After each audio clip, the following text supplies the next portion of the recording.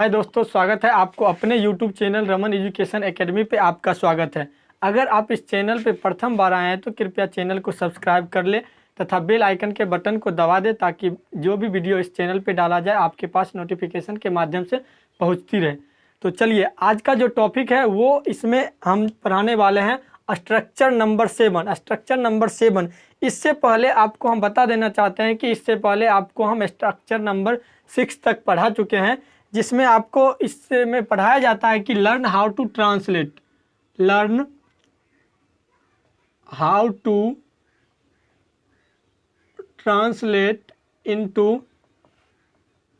Into English.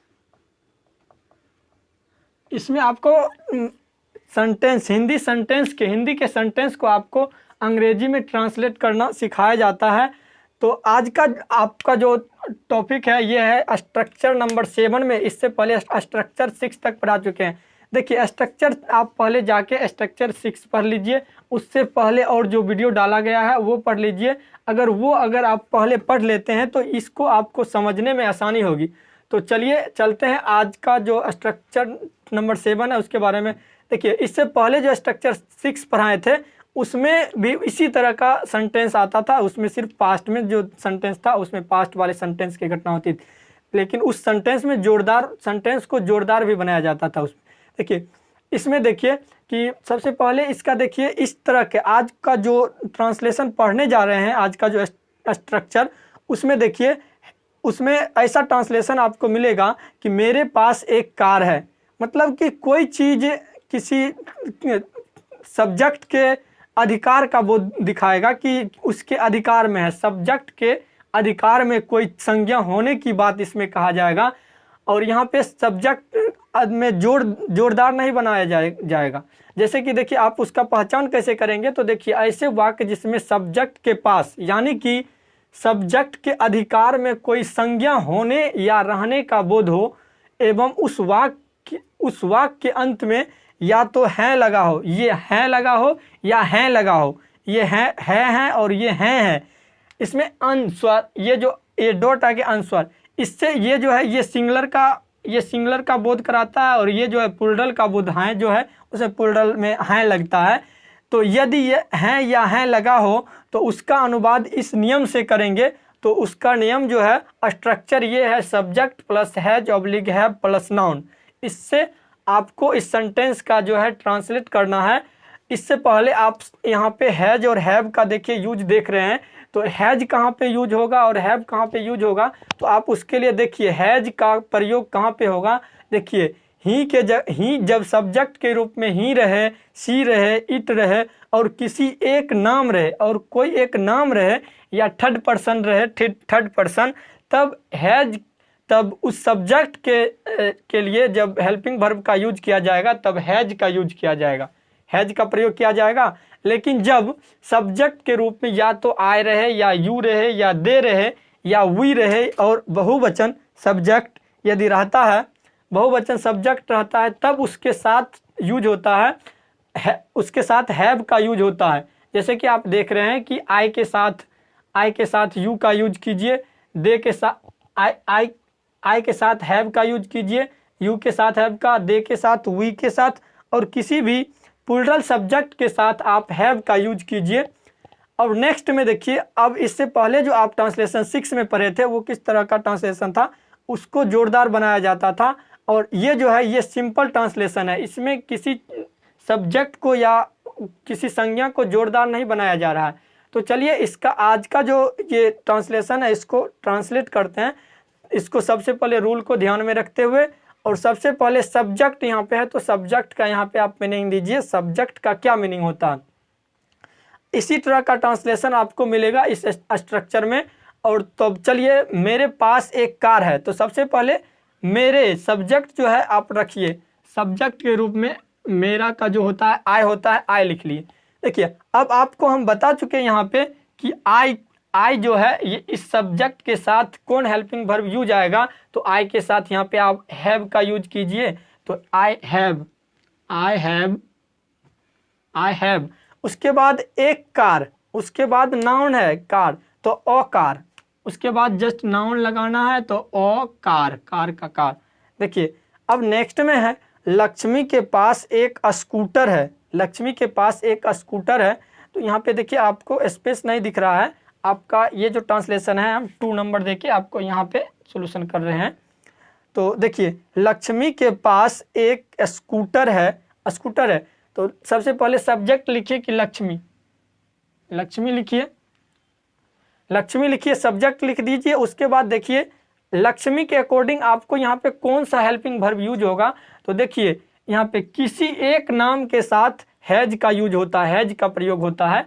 आप यहाँ पे देखिए नोट में हैज का प्रयोग होता है, तो लक्ष्मी के साथ लक्ष्मी हैज दीजिए, लक्ष्मी हैज। और हैज के जस्ट बाद नाउन जो है, नाउन को यहाँ पे नाउन का ट्रांसलेट कर दीजिए। नाउन, नाउन जो यहाँ पे एक नाउन, यहाँ पे एक स्कूटर है तो स्कूटर दीजिए,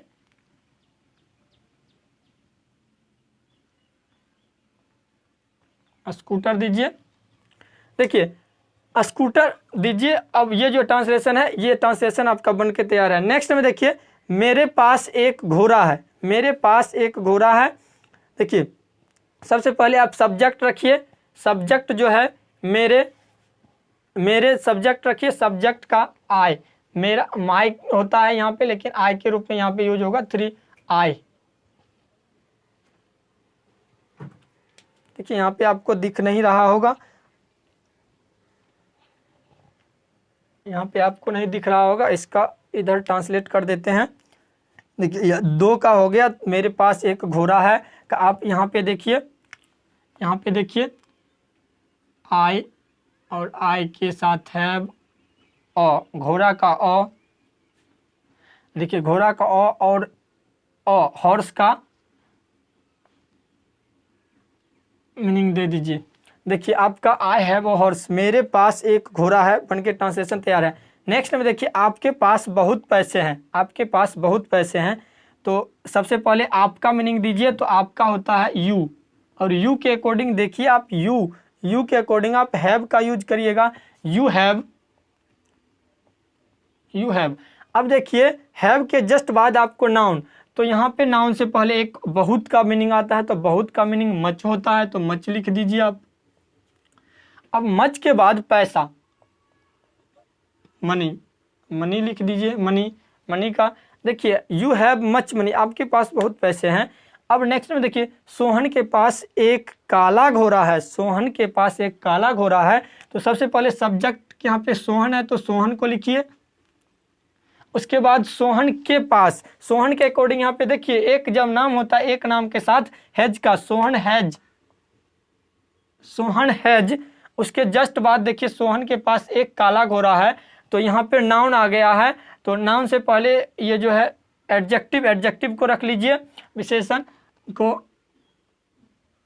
देखिए सोहन के पास एक काला घोड़ा है, Sohan has a black horse, घोड़ा का हॉर्स होता है। देखिए हॉर्स, आपका ये जो ट्रांसलेशन जो है ये बन के तैयार हो गया है। अब आप इसको अपने नोटबुक में नोट कर लीजिए, पहचान को लिख लीजिए, रूल को लिख लीजिए, और इसका जो यूज होता है वो लिख लीजिए। इसके आगे हम आपको बताने वाले हैं कि क्या इसके आगे जो पीछे जो पढ़ाए थे स्ट्रक्चर नंबर 6, उसमें वाक्य ऐसा था कि वाक्य तो उसमें भी वाक्य में अधिकार का भाव झलकता था, अधिकार का बोध होता था उसमें भी। जैसे कि ऐसा ट्रांसलेशन था कि मेरे पास एक कार तो था, लेकिन वहाँ पे उस ट्रांसलेशन को जोरदार बनाया जाता था। लेकिन यहाँ पे जो है ये सिंपल सेंटेंस है, तो वहाँ पे उसका निगेटिव और इंट्रोगेटिव सेंटेंस नहीं बनता था, लेकिन यहाँ पे ये सेंटेंस जो है ये सिंपल सेंटेंस है, अतः इसका निगेटिव और इंट्रोगेटिव सेंटेंस भी बनेगा। जैसे कि आप देख रहे हैं कि आपके पास बहुत पैसे हैं, तो इसका निगेटिव भी बनेगा और इंट्रोगेटिव भी बनेगा। निगेटिव बनाएंगे तब बोलेंगे क्या आपके पास बहुत पैसे हैं, और निगेटिव बनाएंगे तो ऐसे बोलेंगे आपके पास बहुत पैसे नहीं हैं। तो चलिए आपको अब आगे जो बताने वाले हैं, तो थोड़ा इसके बारे में निगेटिव और इंट्रोगेटिव सेंटेंस के बारे में भी देख लेते हैं, क्योंकि इसका इंट्रोगेटिव और निगेटिव भी ज़्यादा जगह यूज आता है। तो देखिए आगे जो आज अभी जो पढ़ाने वाले हैं वो इसके निगेटिव और इंट्रोगेटिव के बारे में पढ़ाएंगे, इसी में स्ट्रक्चर नंबर 7 में ही।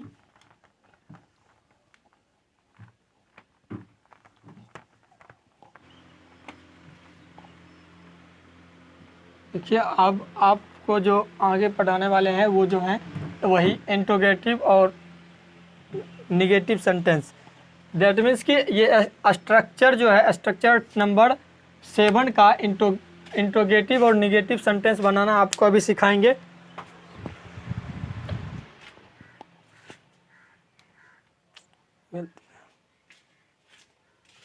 देखिए तो आपको अभी जब सिखाने वाले हैं इंट्रोगेटिव और निगेटिव सेंटेंस, इस स्ट्रक्चर नंबर 7 का इंट्रोगेटिव। देखिए सबसे पहले आप इसका जो अभी जो रूल पढ़े हैं तो उसमें आप पढ़े थे subject plus have oblique has plus noun, ये अभी आप पढ़े थे। ये जो है ये एफर्मेटिव सेंटेंस पढ़े थे आप। देखिए अब जो है आपको आगे इसका जो है जैसे कि ट्रांसलेशन जैसे कि हम अभी बता दिए एफर्मेटिव में। अब अगर निगेटिव अगर सेंटेंस ऐसा आएगा निगेटिव कि मेरे पास, जैसे कि मेरे पास एक घर नहीं है। अगर इस तरह का ट्रांसलेशन आ गया, ये अफर्मेटिव में आएगा कि मेरे पास एक घर है तो आप आसानी से बना सकते हैं। जब ऐसा ट्रांसलेशन आ जाए कि मेरे पास एक घर नहीं है, तब आप देखिए इसका ट्रांसलेशन कैसे करेंगे। तो आपको इसमें कुछ नहीं करना है। जब निगेटिव आए तब निगेटिव बनाने के लिए यहाँ पे निगेटिव के लिए आप लिख लीजिए, निगेटिव के लिए लिख लीजिए निगेटिव सेंटेंस के लिए, निगेटिव सेंटेंस के लिए रूल लिखिए। देखिए निगेटिव सेंटेंस के लिए कुछ नहीं करना, आपको सब्जेक्ट, ये जो ऊपर में जो रूल था उसी रूल को आप रखिएगा और जस्ट इसके जो आगे सब्जेक्ट प्लस, देखिए सब्जेक्ट के बाद या आप हैज दीजिए अकॉर्डिंग सब्जेक्ट या हैव दीजिए अकॉर्डिंग टू सब्जेक्ट। उसके बाद हैव या हैज के जस्ट बाद आप नोट का यूज कीजिए और फिर उसके आगे जो है आप नाउन लगाइए, नाउन का यूज कीजिए। ये जो है आपका जो है निगेटिव सेंटेंस बन के तैयार हो गया है। और देखिए जैसा कि आपको एक ट्रांसलेशन इसमें हम आपको बता देते हैं कि मेरे पास एक घर नहीं है, तो इसका आप आसानी से सबसे पहले आप सब्जेक्ट रखिए कि आई, उसके बाद सब्जेक्ट के अकॉर्डिंग हम बताए हैं कि आई के साथ हैव लगता है, तो आई के साथ हैव लगाइए, आई हैव। उसके बाद नोट लगाइए, आई हैव नोट। उसके बाद देखिए नोट एक घर और हाउस, आई हैव नोट और हाउस। देखिए ये आपका ट्रांसलेशन बन। लेकिन अब इसके बाद ये तो आपका निगेटिव सेंटेंस है नकारात्मक, जिसमें कि नहीं जुड़ा हुआ है, ये निगेटिव सेंटेंस है, नहीं जुड़ा हुआ है नकारात्मक सेंटेंस। लेकिन आपको जब प्रश्नवाचक, डेट मीन्स कि इंट्रोगेटिव सेंटेंस की बात हो, जैसे कि आप यहाँ देखिए कि क्या आपके पास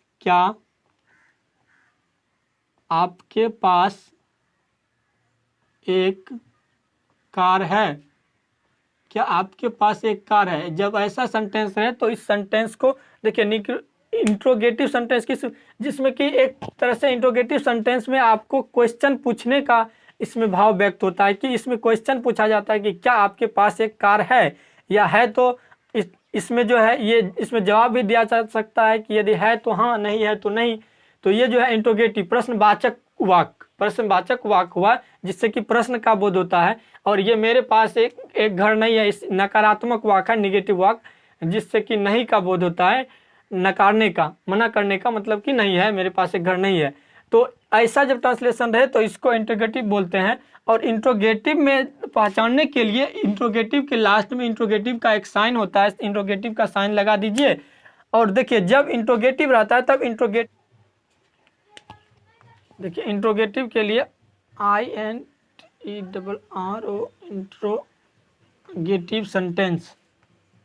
देखिए इंट्रोगेटिव सेंटेंस के लिए देखिए इसमें देखिए एफर्मेटिव सेंटेंस को ठीक उसी तरह सिर्फ इसका हेल्पिंग जो वर्ब होता है, हेल्पिंग वर्ब को पहले ले आइए और उसके बाद जो जहाँ है वहीं पे रख दीजिए। तो सबसे पहले हैव या है, सबसे पहले यहाँ पे आपको नहीं दिख रहा है तो आपको ऊपर में दिखा रहे हैं। सबसे पहले जो आप जो है सबसे पहले देखिए इस सेंटेंस में जो है तो सबसे पहले have oblique has plus subject को उसी जगह रखना है और उसके बाद जो है नाउन को रखिए आप। ये जो आपका स्ट्रक्चर है ये जो है ये आपका निगेटिव सेंटेंस इंट्रोगेटिव सेंटेंस का स्ट्रक्चर है। निगेटिव सेंटेंस का स्ट्रक्चर यहाँ पे है। देखिए अब आप इसका ट्रांसलेशन बनाने के लिए क्या आपके पास एक कार है तो आप सबसे पहले सब्जेक्ट को देखिए और सब्जेक्ट में क्या है कि सब्जेक्ट जो आप है तो सब्जेक्ट के अकॉर्डिंग आपका मीनिंग यू होगा और यू के अकॉर्डिंग आप जानते हैं कि यू के साथ हैव का यूज होता है। तो शुरू में आप हैव दे दीजिए और उसके जस्ट बाद हैव के बाद देखिए हैव के जस्ट बाद सब्जेक्ट दीजिए हैव यू उसके बाद सब्जेक्ट के बाद नाउन तो ए कार हो गया आपका बन गया। और लास्ट में ये जो है इंट्रोगेटिव है तो इंट्रोगेटिव का इसमें आप साइन दे दीजिए। तो आप इस तरह से आपका जो है ये स्ट्रक्चर 7 ख़त्म होता है। अब इस पे आप रिवीजन के लिए कुछ ट्रांसलेशन अभी लिख लीजिए, आपको लिखा देते हैं, नोट आप कर लीजिए अपने बुक में। लिखिए फर्स्ट ट्रांसलेशन लिखिए, स्ट्रक्चर 7 का जो टोटल ट्रांसलेशन होगा अभी 10 ट्रांसलेशन लिखा देते हैं आपको। लिखिए मेरे पास एक बंगला है। नेक्स्ट में लिखिए मेरे पास एक बड़ा सा घर है। नेक्स्ट में लिखिए क्या आपके पास एक हाथी है। नेक्स्ट में लिखिए मेरे पास बहुत पैसा नहीं है। नेक्स्ट में लिखिए क्या आपके पास एक गाय है। नेक्स्ट में लिखिए क्या आपके पिताजी के पास एक स्कूटर है। नेक्स्ट में लिखिए मेरे पास एक हाथी है। नेक्स्ट में लिखिए क्या आपके पास मोटर गाड़ी है। नेक्स्ट में लिखिए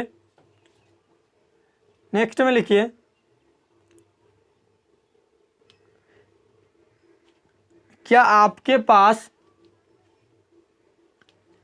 घोड़ा है। क्या आपके पास एक घोड़ा है। तो ये इसी को आप अपने नोटबुक में जो अभी ट्रांसलेशन हम लिखाए हैं उसको आप अपने नोटबुक में लिख लीजिए और उस ट्रांसलेशन को आप बना लीजिए। यदि कोई प्रॉब्लम आती है तो कृपया आप हमारे कमेंट सेक्शन में जाके कमेंट कर सकते हैं। अन्यथा आपको यदि प्रॉब्लम आता है तो आप एक नंबर पे कांटेक्ट कर सकते हैं। नंबर आप नोट कर लीजिए व्हाट्सएप के माध्यम से 5763146065 पे आप नोट कर लीजिए नंबर को और इस पे आप व्हाट्सएप के माध्यम से आप पूछ सकते हैं कि यदि किसी चीज़ का आपको मीनिंग यदि नहीं पता तो आप इस पे व्हाट्सएप कर दीजिए, आपको इसका मीनिंग भी पता चल जाएगा। व्हाट्सएप के माध्यम से आपको बता दिया जाएगा। नहीं तो आप यदि व्हाट्सएप नहीं करना चाहते तो आप कमेंट सेक्शन में कमेंट के रूप में आप पूछ सकते हैं कि किस चीज़ का मीनिंग आपको इससे पहले जो स्ट्रक्चर पढ़ाया गया था उसमें आपको हो सकता है कि शायद कोई ऐसा वर्ड हो जिसका मीनिंग आप नहीं जानते हैं तो उसका मीनिंग आप पूछ सकते हैं। तो आज के लिए इतना काफ़ी रहा। That's all for today. Enjoy your day. मिलते हैं आपके साथ नेक्स्ट वीडियो में स्ट्रक्चर नंबर 8 लेके।